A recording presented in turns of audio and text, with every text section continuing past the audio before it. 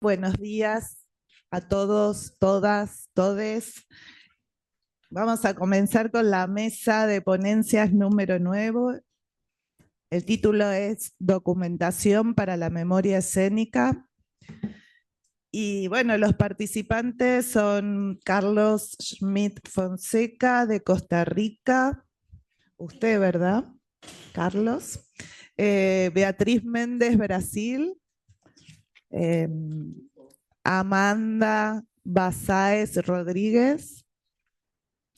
Bienvenidos, bienvenidas. Amanda Cornejo Barraza. Aquí.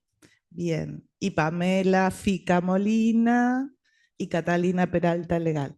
Bueno, presentados ellos y ellas en general, vamos a ir a comenzar con las ponencias y vamos primero a hacer una breve información sobre sus currículums. Vamos a empezar con Memoria de una maqueta escenográfica de Carlos Schmidt Fonseca, de Costa Rica, como dije. Él es arquitecto graduado en la Universidad de Costa Rica en 1985, becado por la ICI España en arquitectura para el posgrado en arte y ciencia de construir y los clasicismos, además de integrar el equipo de investigación análisis comparativo del léxico en construcción, Escuela Superior de Arquitectura, Universidad de Valladolid, España. Lugar donde continúan los estudios en teatros, iniciados en artes dramáticas de la UCR, la Universidad de Costa Rica. Al regreso ingresa al Taller Nacional del Teatro Costa Rica y el proceso de aspirantes de la Compañía Nacional de Danza, especializado en preservación en el Instituto de Caribe, Colegio de Arquitectura, Universidad de Florida, escenógrafo desde 1990, inicia en España, motivado por la escenógrafa y pintora Mari Maroto. Se especializa en creación e investigación escénica por la Cátedra Bergman de la UNAM de México. Realizó estudios de fotografía con Andró Camargo y Julia Ardón dentro de los programas de la ULA CIT y de la U de La Salle. Actualmente se especializa en fotografía escénica, tiene una maestría en gestión de proyectos culturales por la Universidad de La Rioja, España. Forma parte del templo, ¿se corta? ¿No? Forma parte del grupo TTLA/Tela OISTAT España, ay, un montón de siglas, de investigación de arquitectura teatral latinoamericana. Formó parte del equipo curador por Costa Rica para la Cuadrienal de Diseño Escénico de Praga, República Checa, 2019 y 2023. Dirige la Fundación Memoria de las Artes Escénicas de Costa Rica, MAE, donde se encuentra el archivo especializado en arte escénico. Bien, Carlos, todo tuyo. Muchas gracias. Buenos días. Voy a leer porque soy súper disperso y son 10 minutos y me puedo perder. Gracias. Entonces, voy a hablar sobre las maquetas, pero es como un pretexto para hablar sobre el archivo. El archivo de la memoria de las artes escénicas, MAE, tropieza constantemente con retos que se vuelven paradigmas del cómo archivar una huella del arte escénico desaparecido y que éste logre de la manera posible crear y recrear el hecho escénico lo más cercano a lo que fue. El caso de las maquetas tiene una impronta en la modelización de visualidades, movimientos escénicos de objetos, utilería, escenografía, tramoya en general, de acciones y desplazamiento de personajes. La maqueta se complementa con esta serie de documentos que van muy relacionados como guiones técnicos de tramoya, pies de entrada, diseños de iluminación escénica, tecnologías, etc. La maqueta es, en una situación ideal, es parte de ese inicio de la poiesis que significa ir creando el espectáculo. Su potencialidad representativa es indudable, donde la conceptualización se puede materializar para lograr acercarse al espacio escenográfico. espacio físico que puede visualizarse y manipularse por todos los agentes escénicos involucrados: producción, dirección, diseñadores, realizadores, técnicos. Dentro de todos los tipos documentales, hay algunos documentos que nos aproximan al arte escénico desaparecido, ya sea porque visualizamos la imagen de cómo fue el movimiento, la actuación o simplemente la estructura y su funcionamiento, con la finalidad de transmitir la historia que quiere ser contada. Así funcionan el video, la fotografía, pero en el caso que nos ocupa, la maqueta escalada adquiere un valor importante. ¿Y por qué son importantes estos documentos dentro de otros? Primero, aclarar que el archivo de la MAE tiene una unidad matriz como centro y eje para enlazar y unir todos los documentos del espectáculo con su tiempo y lugar de significación. El acontecimiento es, pues, el componente para derivar todos los tipos documentales, no perder información, no confundirla y que acople en la complejidad escénica de la puesta en escena. Por eso relacionamos cada fragmento o documento de la obra como una parte del todo, siendo el todo el acontecimiento. El espectáculo escénico realizado y estrenado en Costa Rica es la base para la búsqueda, conservación, almacenaje y difusión del archivo. Todos los documentos generados por el espectáculo en su pre- y postproducción, en los procesos de diseño, creación y montaje en general, son importantes para acercarnos a entender la obra desaparecida. Pero resulta que algunos tipos documentales guardan o mantienen un acercamiento con el arte escénico perdido con mejor detalle, como lo puede ser el video, que nos acerca al movimiento, la palabra y la forma, la imagen fotográfica, que nos documenta el detalle de un instante. La modelización del evento en una maqueta a escala es otro cuerpo interesante, porque se visualiza en tridimensión, escalado, por lo tanto relacionado a un estado proporcionado de la realidad.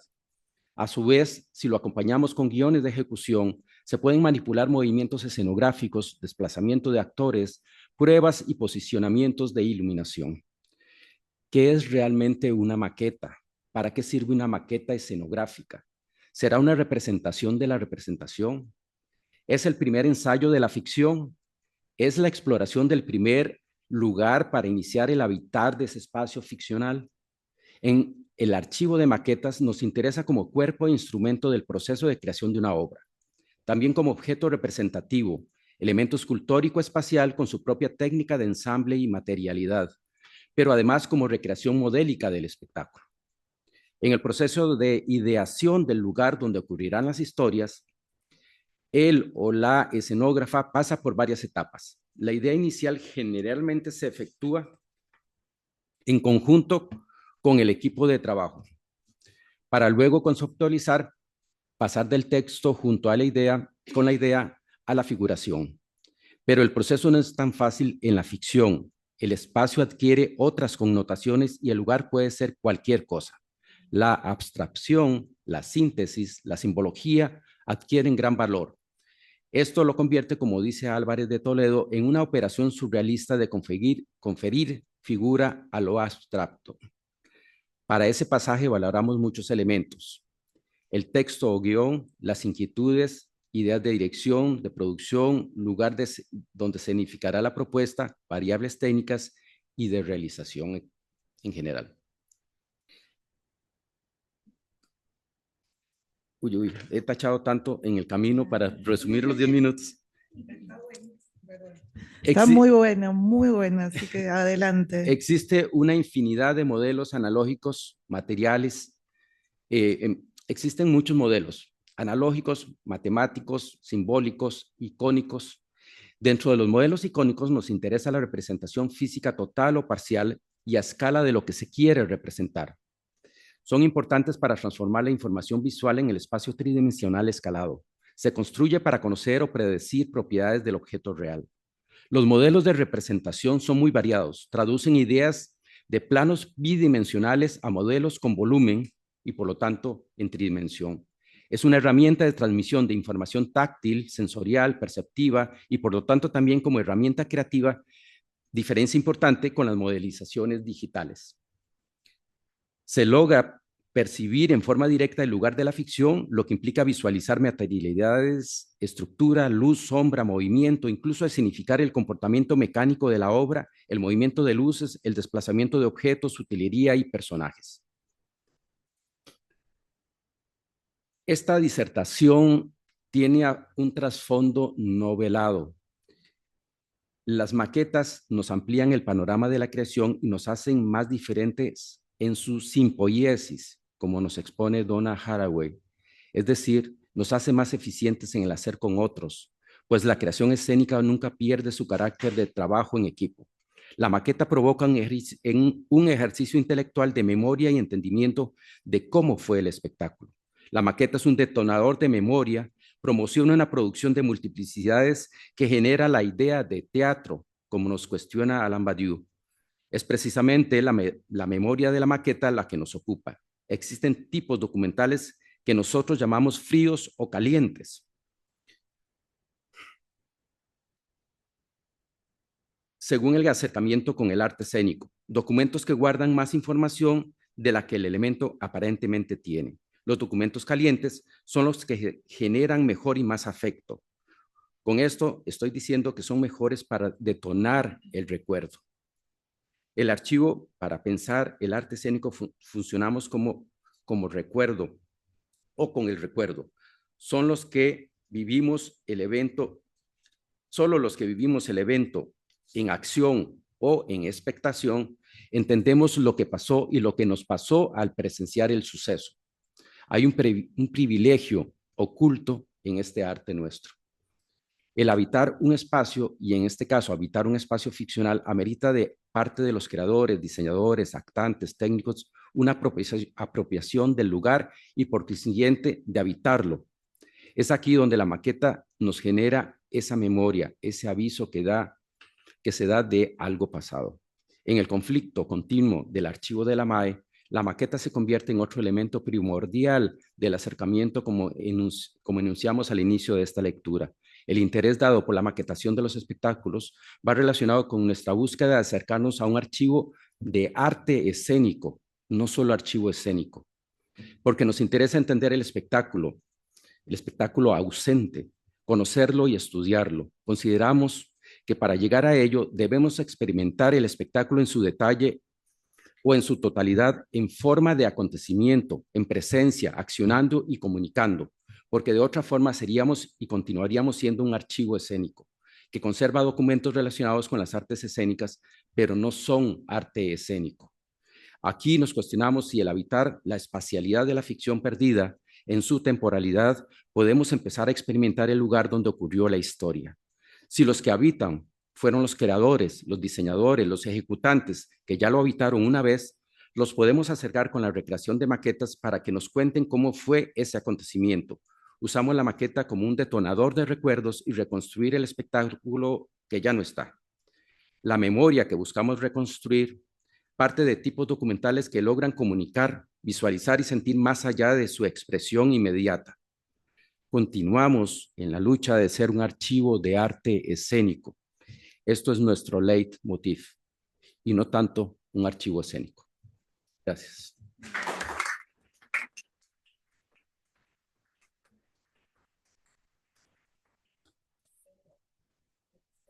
Excelente en tiempo, ¿eh? Nos regaló un minuto y todo. Todo tachado. No, súper interesante la ponencia. Bien, seguimos con fragmentos, perdón, me equivoqué, Cenotecnia y diseño escénico, el galpón de objetos escénicos del Teatro Municipal de San Pablo, bueno, eso, iba a decirlo en portugués y no falo portugués.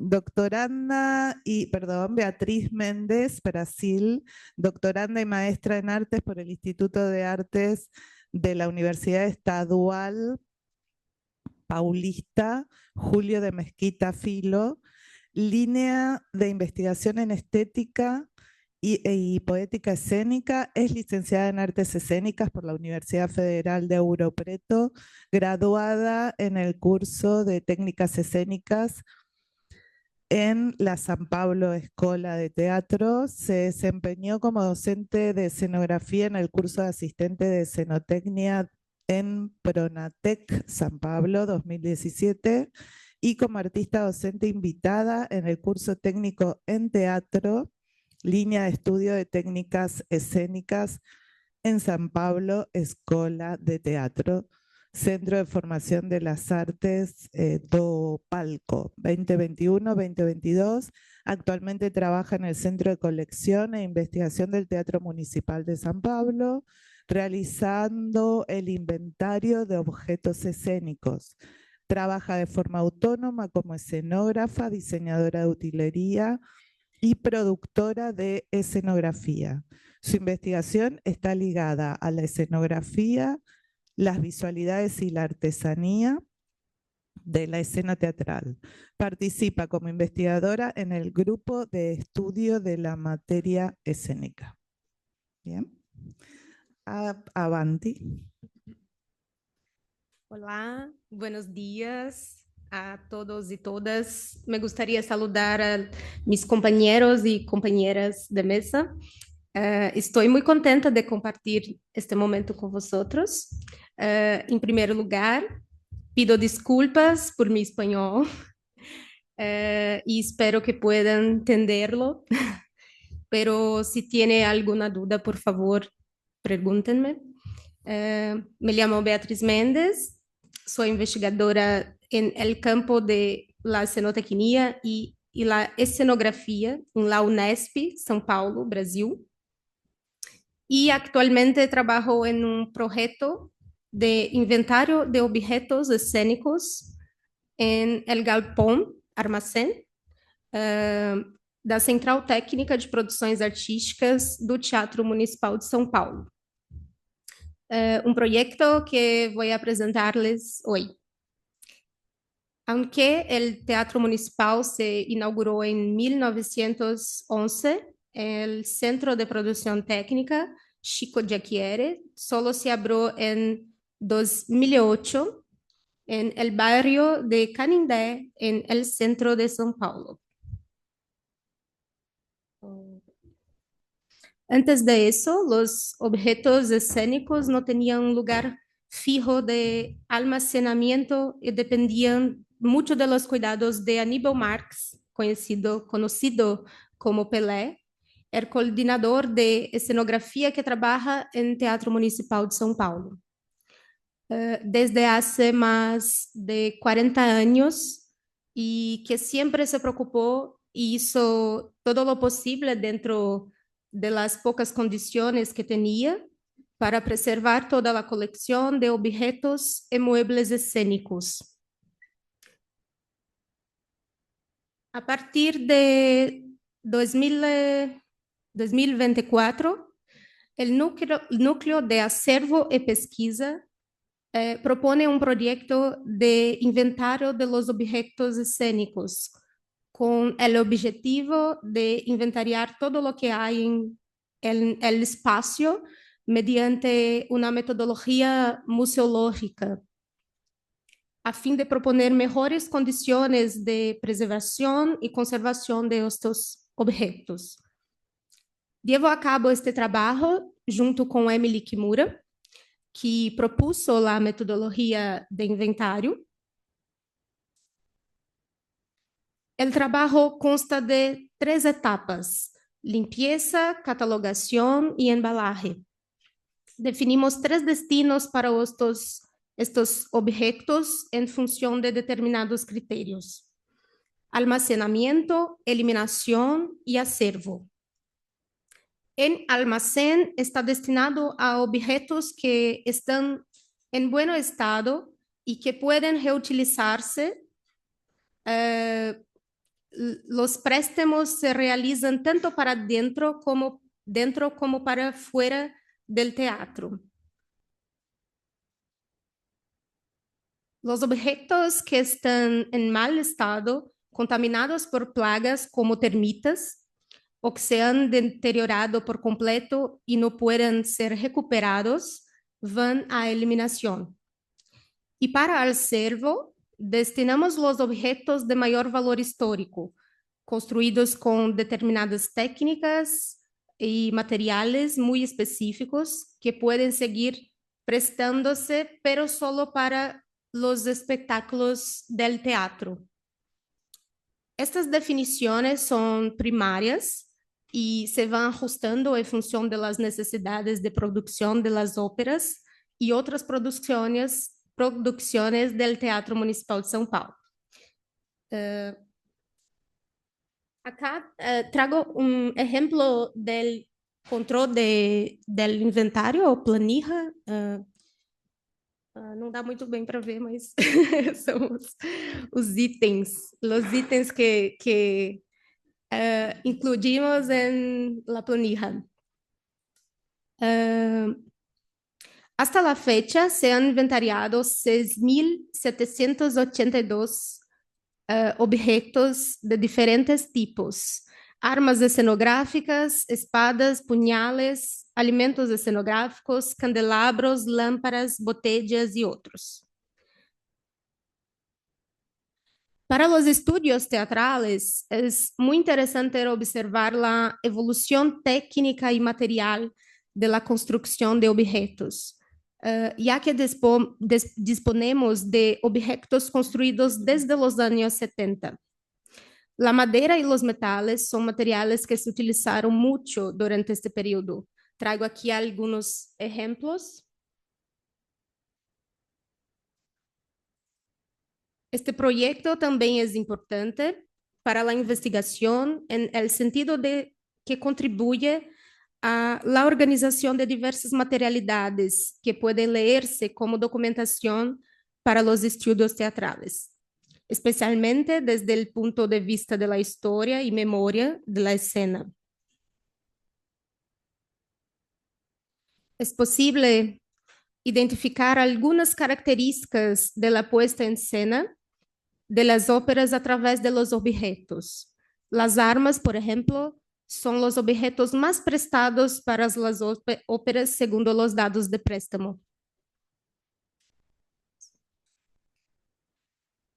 Por fin, este proyecto ha contribuido a la organización interna, ayudando en la producción, además de posibilitar el préstamo a grupos externos que están al margen de las producciones teatrales en la ciudad de São Paulo y no tiene las mismas condiciones económicas para la producción. También genera consecuencias socioambientales positivas al producir con menos material y generar menos residuos mediante la transformación y reutilización del objeto. Es importante destacar que, aunque la metodología utilizada provenga de la museología, buscamos una perspectiva menos tradicional del museo y más contemporánea de preservación del patrimonio material para su uso y préstamo, como han hecho algunas colecciones de pueblos originarios con sus objetos.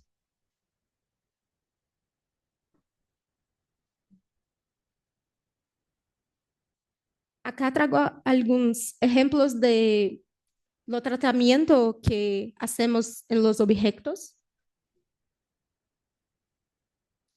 y también acondicionamiento.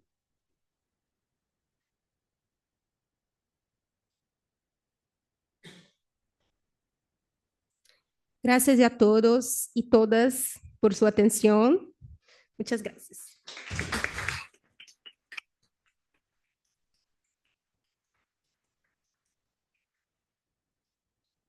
Muy bien, muchas gracias. Ahí te tocamos. Bueno, vamos con fragmentos y testimonios antimonumentos desde el diseño escénico de Amanda Basáez Rodríguez, Chile, diseñadora escénica en la Universidad de Chile, magíster en arte, pensamiento y culturas latinoamericanas, Universidad de Santiago de Chile, creadora e investigadora de artes escénicas con experiencia en mediación y formación artística. Actualmente se desarrolla en el cargo de coordinación de carrera de diseño teatral de la Universidad de Chile y en la coordinación de proyectos del proyecto de residencia de arte queer RAC. Es parte del equipo de investigación del proyecto Corpus, con quienes desarrolla un proceso de análisis de metodologías creativas de diseñadores, diseñadoras, diseñadores escénicos, próximo a ser publicado y miembro activa de la Fundación Cultural La Casona de la Florida, donde se desarrolla como gestora, productora y ejecutora de proyectos vinculados a la formación en artes con niños, niñas y adolescentes. Sus investigaciones y trabajos giran en torno a procesos de construcción de identidad y representación en jóvenes de la comunidad LGTBQIA+, y estudios espaciales, ritos mortuorios y construcción de memoria en colectivos sexo-disidentes. Gracias. Muchas gracias. Ahí está. Bueno, también ahora soy secretaria de la Asociación de Diseñadores Escénicos en Chile. En ese momento aún no está confirmado, pero es oficial. Bueno, muchas gracias a quienes están acá. Es primera vez que muestro este proyecto en un espacio entre diseñadoras y diseñadores. Lo he compartido en espacios como arqueológicos o de geógrafos, así que estoy muy ansiosa y nerviosa. Esta investigación yo la desarrollé en el marco de mi tesis de magíster. Esta es solo un pedazo el que les voy a comentar. Y bueno, esta presentación es un camino que aún sigue en proceso, una práctica y una investigación que han tenido y siguen teniendo una relación como bidireccional de la práctica con investigación, la investigación y la práctica, y también un proceso de muchas pruebas y errores, por supuesto. Bueno, ¿cómo avanzó el cosito? Bueno, este proceso comenzó de una manera muy intuitiva, sin saber bien para dónde quería ir o qué quería hacer, pero bueno, durante gran parte del 2019 estuve haciendo un recorrido por el centro de Santiago como parte de mi ruta habitual, que recorría el borde del Parque Forestal, muy cerca de acá. Dentro de esta ruta pasaba por la intersección de las calles Irene Morales con Merced, que es esa esquina, es ese muro. Fue en septiembre de ese año, caminando por esta intersección, que me encontré un monolito de piedra, que es ese que vemos ahí, que de aprox 60 centímetros de alto por 30 de ancho y de fondo, que llevaba grabado el nombre de Mónica Briones Pucho, 1950-1984. Mi primer instinto fue registrarlo con la cámara de mi celular, lo que tenía a mano. Yo, como en ese momento sabía quién fue Mónica, y ya tenía conocimiento sobre el movimiento activista que existe sobre ella. Volví a pasar en octubre durante la revuelta y este monolito al poco tiempo desapareció. No sé bien, nadie sabe bien qué pasó, hay algunas teorías, pero bueno, no es lo que me voy a centrar ahora. Bueno, contextualizar que Mónica Briones fue una lesbiana asesinada el 9 de julio en 1984 en esta esquina.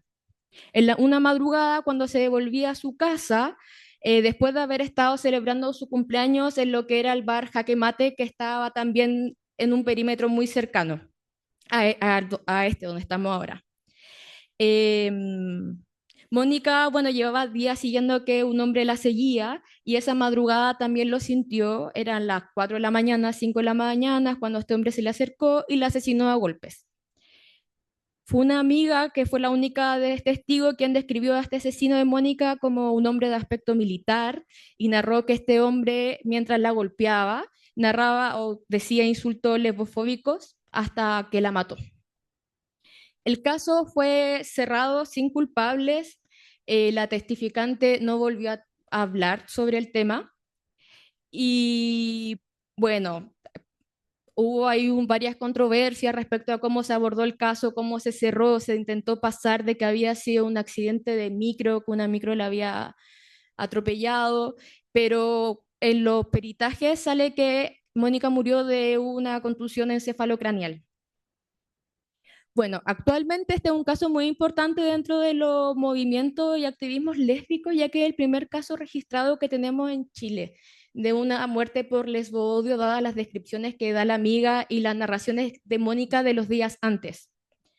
Bueno, es así que yo tomo esta piedra y la comienzo a interpretar, me empiezo a obsesionar con la piedra y me doy cuenta que efectivamente un acto de memoria y visibilización del asesinato de Mónica Briones, un recordatorio situado de esta muerte que invitaba al duelo colectivo de la comunidad LGBTQIA+. En base a este primer avistamiento, continué yendo al lugar buscando evidencias que acusaran el asesinato de Mónica en esta esquina, pero durante ese tiempo no encontré rayados que hicieran alusión al asesinato de Mónica. Al poco tiempo comenzaron las manifestaciones de la revuelta social en octubre de 2019 y poco tiempo después nos encerró el COVID. A los inicios de la pandemia del COVID en 2020 el muro fue pintado blanco. Importante decir que este muro colinda con un hotel que se llama Merced 88 y que son los dueños del muro los que lo pintaron blanco. Aún así, el 9 de julio del 2020, que es el día que en Chile conmemoramos la visibilidad lésbica, o la celebramos también, hubo nuevas intervenciones en el muro, que son esas dos fotos, en que se instalaron como mensajes, se encendieron velas, y bueno, esto fue borrado y pintado blanco. En febrero de 2021, un grupo de lesbianas pintó un mural en conmemoración que también fue pintado blanco. En diciembre de 2021 se volvió a pintar el mismo mural. Ahí puse esa foto porque aparece la ex alcaldesa de Santiago, pero al poco tiempo volvió a ser borrado, ¿sí? Durante el 2022 perdí el seguimiento del muro, pero lo retomé el 23 de mayo del 2023 por una cuestión muy intuitiva y comencé a sacarles fotos constantemente, que ahí les voy a mostrar en un ratito. Esta otra instalación es del 9 de julio del 2023. Los 9 de julio las lesbianas vamos a este muro y hablamos, hacemos cosas, prendemos velas, nos encontramos. Que se pegaron carteles, se instaló esta especie de animita con velas, todo eso siempre se va desapareciendo. Bueno, ahí empecé a sacar registro del muro 2023, cada vez que pasaba por ahí me lo incorporé como ruta, como un pie forzado. Saqué fotos, comencé a mirar con más atención, comencé a tomar la tierra del lugar, del sector, del parque, a tocar la tierra que estaba en la vereda, luego el concreto y finalmente después de mucho tiempo toqué el muro. Me daba mucho miedo tocar el muro. Comencé a excavar el muro y el concreto encontrándome con lo que fue solamente capas de pintura.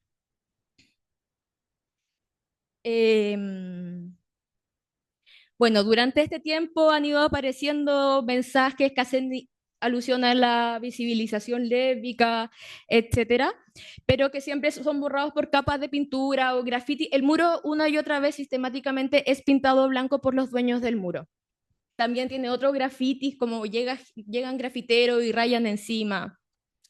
Bueno, pese a los constantes rayados, nos encontramos como con la...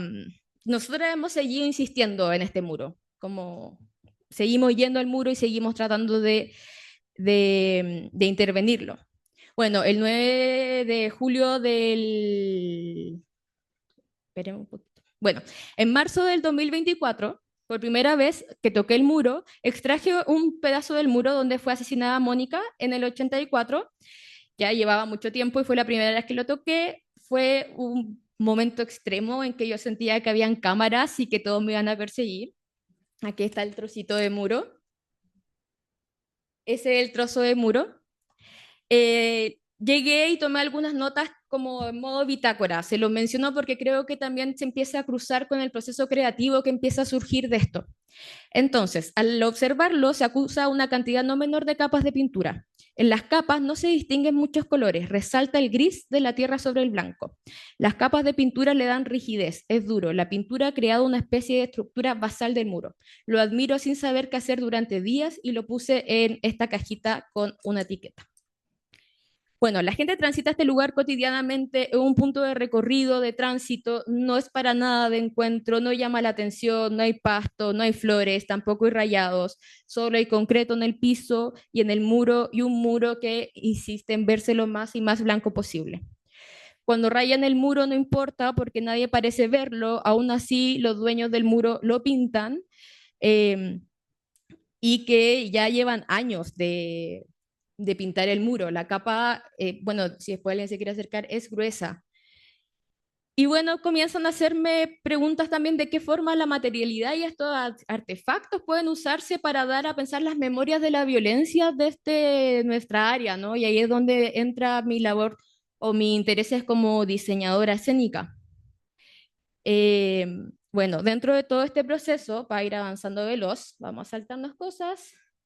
Me pregunto cómo construir un memorial que sé que va a ser borrado. Y también ahí comienzo a maquinear ideas y pienso en ir a rayar el muro, empiezo a planear un montón de cosas, pero en esta búsqueda comencé de manera muy intuitiva, ya también en la desesperación, por entender el espacio, decir como, ok, esta es mi área como de diseñadora, ¿qué hago? Y construí una maqueta. ¿Y qué hice con esta maqueta? Traté de darle este mismo método de poner capas sobre capas hasta construir un cartón. Comencé a construir la maqueta, la empecé a llevar a los lugares, como para yo también entender el proceso del espacio, del movimiento, como decía el colega acá, de cómo se movía esta estructura, de cómo las personas se le acercaban, se iban dialogando con este espacio, tratando de buscar una exploración para el lugar. Ay, esperen un momento. Que la traje. Sí, sí, ya termino. Se me había olvidado. Y claro, ¿qué es lo que pasa? Es que la maqueta, si bien inicia siendo como un proceso, un ejercicio escénico como metodológico mío como diseñadora, para entender este espacio y lugar, este mismo comienza a ser parte de, comienza a ser habitado por otras personas, ¿sí? Como ante esta negligencia o hasta ante esta falta de un espacio donde construir memoria, las personas comenzaron a intervenir la maqueta. ¿Y qué pasa? Que la maqueta, además de ser parte de mi proceso como diseñadora por tratar de entender un espacio, una esquina, comenzó a ser una especie de memorial andante. Y que efectivamente comenzó a romperse por cuestiones de humedad, se empezó a descascarar. Ahí está la maqueta, muy pequeña, la esquina. Bueno, tuve que hacer otra maqueta después porque esta ya no da para mucho más, pero bueno, a lo que quiero llegar, como ya para ir cerrando de veloz, es que claro, que es como este ejercicio escénico o metodológico que tenemos tan incorporado, logra acoplar como la información, logra situar el evento, como el evento en sí, el crimen, la necesidad de generar un espacio de memoria y cómo la maqueta logra transformarse en un dispositivo que empieza a albergar narrativas de esto, ¿no? La maqueta finalmente, como decías tú, es registro de un proceso, pero también en este caso se está convirtiendo en un archivo de memoria. Cada vez que alguien raya la maqueta, yo llego a mi casa, le pongo pasta muro, la lijo, la pinto y bueno, ya está como más o menos, pero bueno.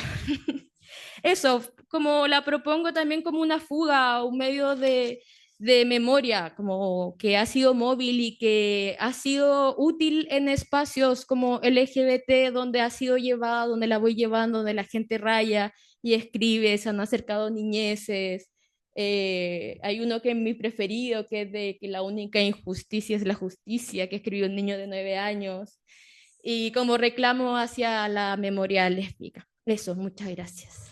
Disculpen por demorar.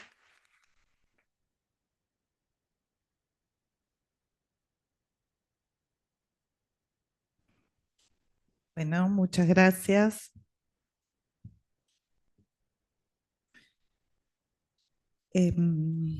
La última ponencia, recuperación de la memoria teatral, el quehacer artístico de María Canepa y Ana González, a cargo de Amanda Cornejo Barraza, Pamela Fica Molina y Catalina Peralta Legal de Chile.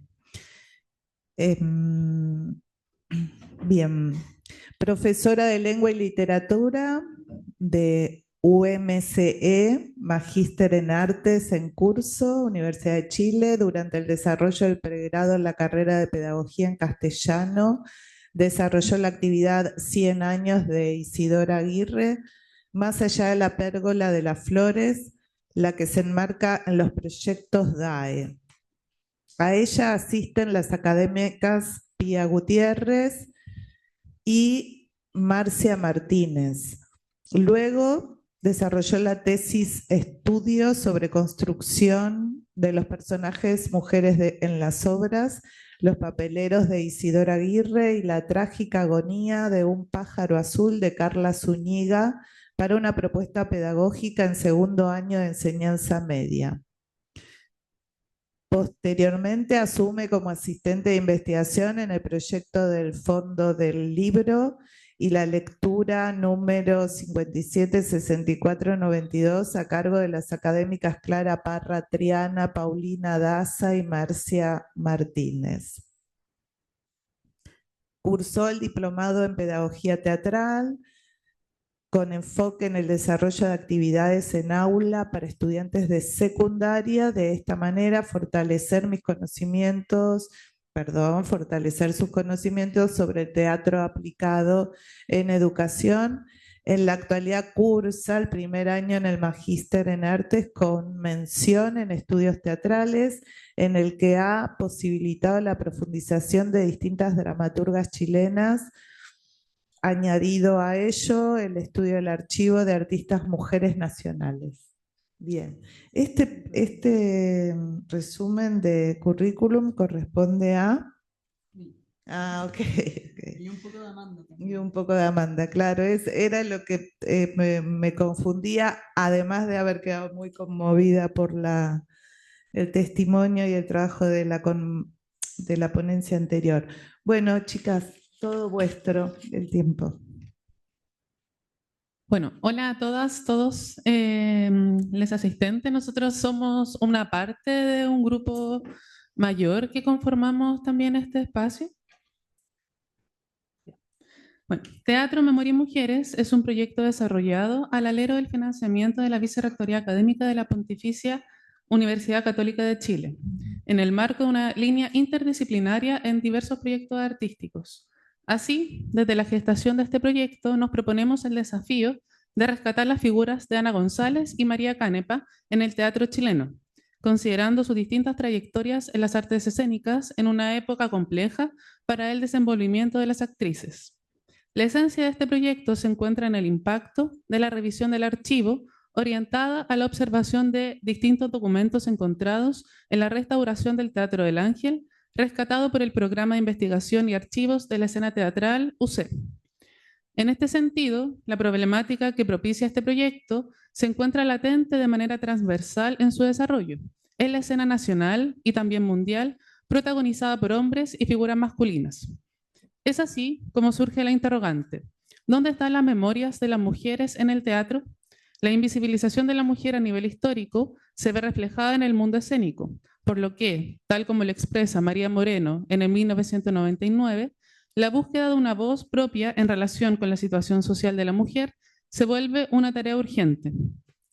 Al mismo tiempo, el trabajo de recuperar la memoria de teatristas constituye un aporte al reconocimiento del trabajo dramático de tantas mujeres que a lo largo de la historia no se han conocido o no se han estudiado a profundidad, dejando sus creaciones al margen de lo que el canon sugiere. Asimismo, el teatro no solo ha encontrado un sentido en el mundo popular, sino que también se volvió un medio para reflejar lo que sucede socialmente y sigue siendo un valioso aporte para la visibilización del trabajo de las artistas. A lo largo de todo este proyecto se develan ciertos conceptos claves que permiten su consolidación, como también darle sentido al quehacer de las mujeres teatristas en el contexto actual. Es así que se va constituyendo la importancia de asumir, recuperar y valorar espacios para las mujeres en la esfera artística y teatral, siguiendo con lo anterior el concepto de memoria, el cual, lejos de radicar en un ejercicio o también entendimiento estático o invariable, permite la mutabilidad, pluralidad y el diálogo con otros y otras. Así como Yelin afirma que, cito, nunca hay una memoria única y permanente. Las memorias, que siempre se construyen en su presente, tienen que ver también con su pasado, pero también con el momento en que las evocamos o las olvidamos. Cierre cita. Este diálogo constante entre pasado y presente, entre olvido y recuerdo, se hace carne en este proyecto, pues aborda las miradas desde diversos ámbitos y sentires, no solo desde una perspectiva única de documentos, sino que también al mismo tiempo de nuestros propios imaginarios y conversaciones. De esta forma, enfocar en análisis en el trabajo de Ana González y María Canepa se encuentra en el núcleo de este trabajo. Por una parte, para volver a observar sus trabajos en el arte de una manera contemporánea, dando cuenta del impacto que ha tenido en la memoria de la sociedad, y por otro lado, este proyecto no solo se limitó a mostrar un producto, sino que a propiciar espacios de diálogo y de reflexión de manera activa en el público y la creación escénica. Según Lola Proaño, cito, el teatro, en tanto, da paso a la irrupción de los no contados, generando un espacio de visibilidad para aquellos que todavía no son tomados en cuenta a cabalidad. Cierre cita. En este contexto, tomamos como parte fundamental de nuestro proyecto la noción postcustodial, en este caso la revisión de los archivos. En consideración de lo anterior, cobra especial relevancia la noción de archivo no solo como un repositorio de documentos o vestigios del pasado, sino como espacio de posibilidad de agencia. Apaduray propone una mirada que desplaza el archivo desde un lugar estático hacia uno vivo, permeado por las acciones y la imaginación. El archivo no es únicamente un espacio de custodia, sino una práctica cultural que incide directamente en la manera en que las comunidades piensan su futuro. En ese sentido, el archivo es también el lugar de la anticipación social y un terreno donde se negocian memorias, identidades y proyectos del porvenir. La visión de archivo que subyace a este proyecto dialoga con esta perspectiva postcustodial. No se trata solamente de conservar materiales, sino de activarlos, de permitir que dialoguen con el presente desde sus propias materialidades.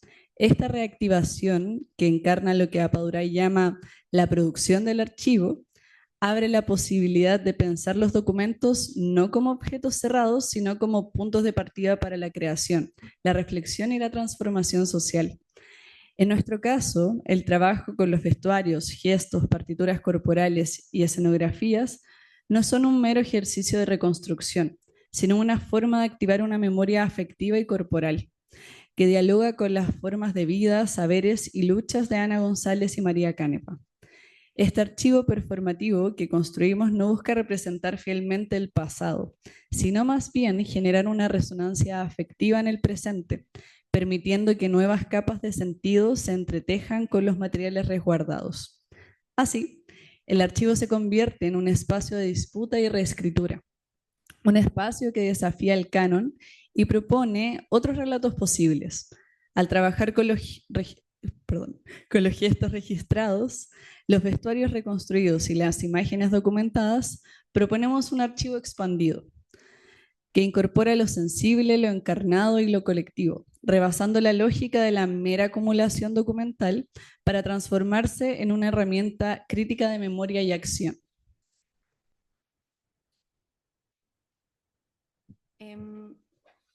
¿Aló?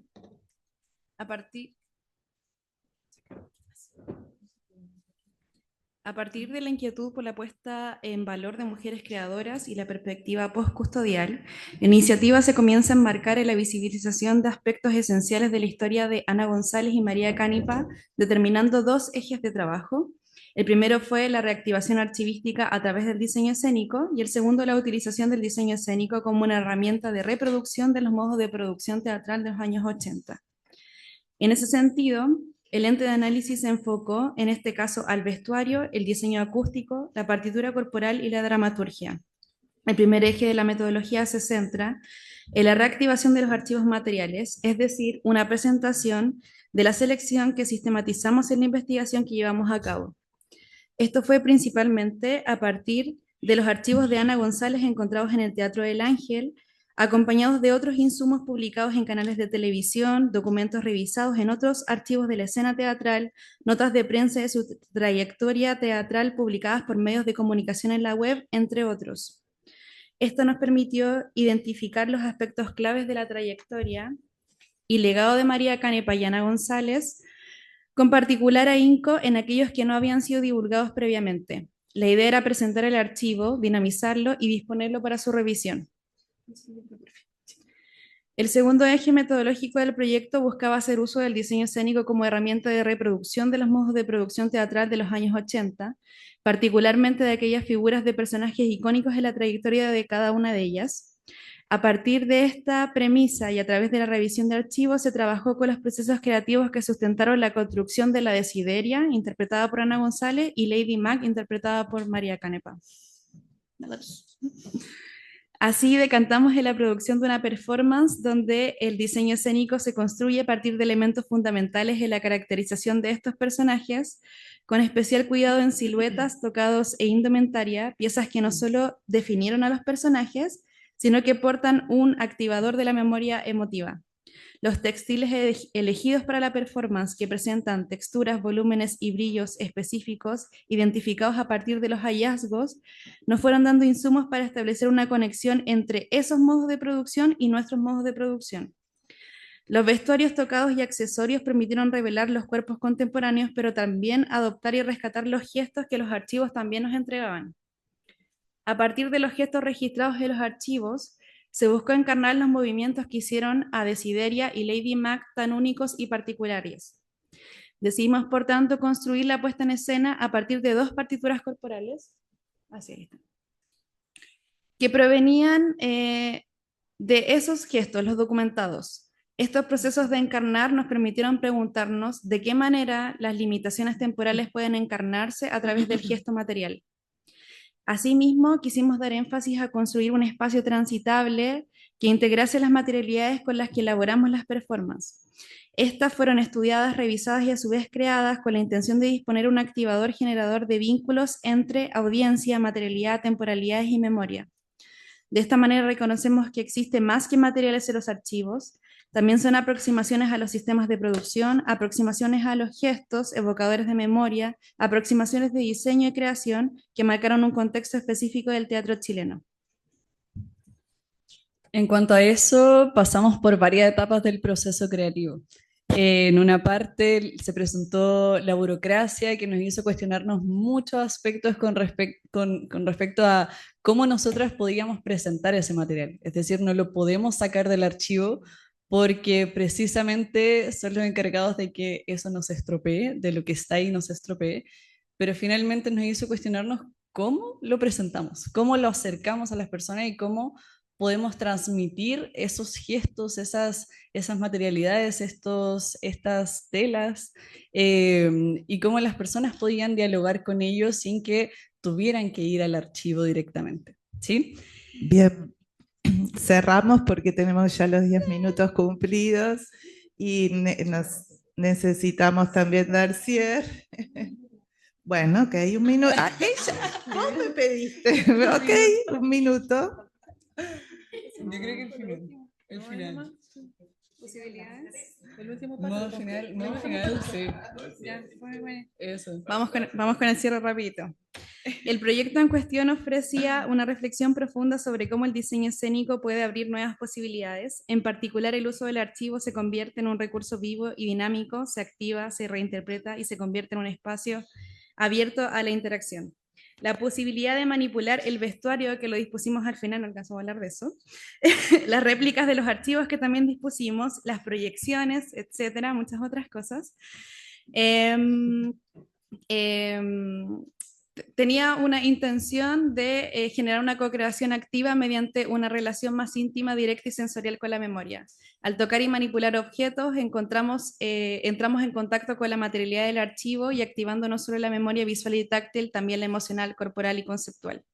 Creemos que el proyecto también abre nuevas posibilidades para explorar las intersecciones entre archivo, diseño y memoria. Lo presentamos también como una invitación a todos a reflexionar sobre las diversas materialidades que configuran la memoria sonora, visual, táctil, corporal, y dar cuenta que la escena teatral se construye más allá de las personas creadoras, se construye a la vez con la memoria, construidas por grupos, personas, cosas y procesos, pues la escena teatral no se concibe sin una recopilación de su memoria. Gracias. Gracias.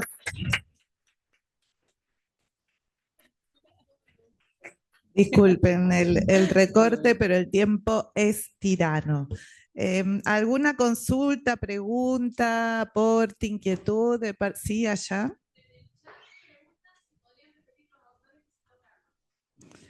Carlos, repetir los autores que citaste. Sí, Anna Haraway, claro. Donna Haraway Donna y Haraway. Alain Badiou, sí. Alain Badiou. Gracias. ¿Alguna otra consulta? Bueno, en honor al tiempo me guardo todas mis preguntas, todas mis anotaciones. La verdad que un placer enorme cada uno de los trabajos compartidos, el inmenso laburo, complejidad y compromiso, así que un gusto haber compartido esta mesa con ustedes. Bueno, buenas tardes a todos.